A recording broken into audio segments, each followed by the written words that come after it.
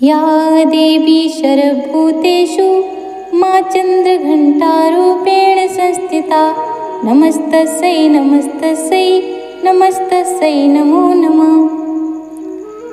माँ नवदुर्गा के तृतीय स्वरूप माँ चंद्रघंटा के चरणों में मैं बार बार नमस्कार करती हूँ। आज नवरात्रि का तृतीय दिवस है। आज के दिन माँ चंद्रघंटा की पूजा आराधना की जाती है। आज आप लोग तृतीय दिवस की कथा को श्रवण करेंगे। आइए माँ चंद्रघंटा का ध्यान करते हुए आज की कथा को प्रारंभ करते हैं।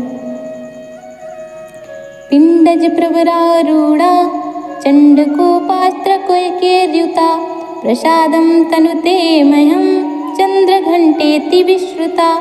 माँ दुर्गा जी की तीसरी शक्ति का नाम चंद्रघंटा है। नवरात्रि उपासना में तीसरे दिन इन्हीं के विग्रह का पूजन आराधन किया जाता है। इनका यह स्वरूप परम शांतिदायक और कल्याणकारी है। इनके मस्तक में घंटे के आकार का अर्धचंद्र है। इसी कारण से इन्हें चंद्रघंटा देवी कहा जाता है।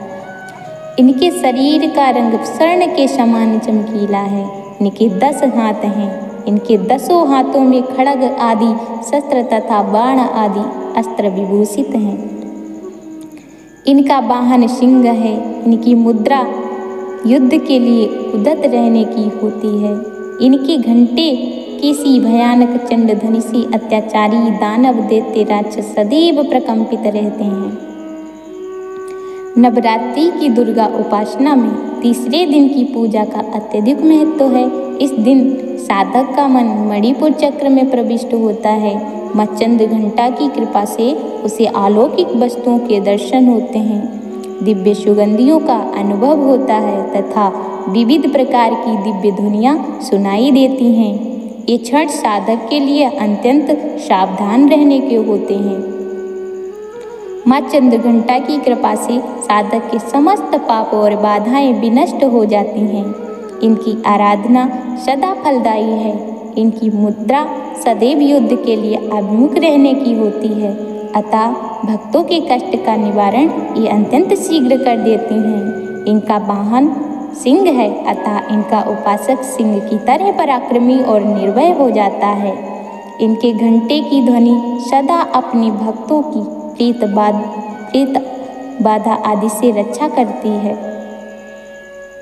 इनका ध्यान करते ही शरणागत की रक्षा के लिए इस घंटे की ध्वनि निनादित हो उठती है। दुष्टों का दमन और विनाश करने में सदैव तत्पर रहने के बाद भी इनका स्वरूप दर्शक और आराधक के लिए अत्यंत सौम्यता एवं शांति से परिपूर्ण रहता है। इनकी आराधना से प्राप्त होने वाला एक बहुत बड़ा सद्गुण यह भी है कि साधक में वीरता निर्भयता के साथ ही सौम्यता एवं विनम्रता का भी विकास होता है। उसके मुख, नेत्र तथा संपूर्ण काया में कांति गुण की वृद्धि होती है। स्वर में दिव्य अलौकिक माधुर्य का समावेश हो जाता है। माँ चंद्रघंटा के भक्त और उपासक जहाँ भी जाते हैं, लोग उन्हें देखकर शांति और सुख का अनुभव करते हैं। ऐसे साधक के शरीर से दिव्य प्रकाश से युक्त परमाणुओं का अदृश्य विकिरण होता रहता है। यह दिव्य क्रिया साधारण चक्षुओं से दिखलाई नहीं देती, किंतु साधक और उसके संपर्क में आने वाले लोग इस बात का अनुभव भली भांति करते रहते हैं।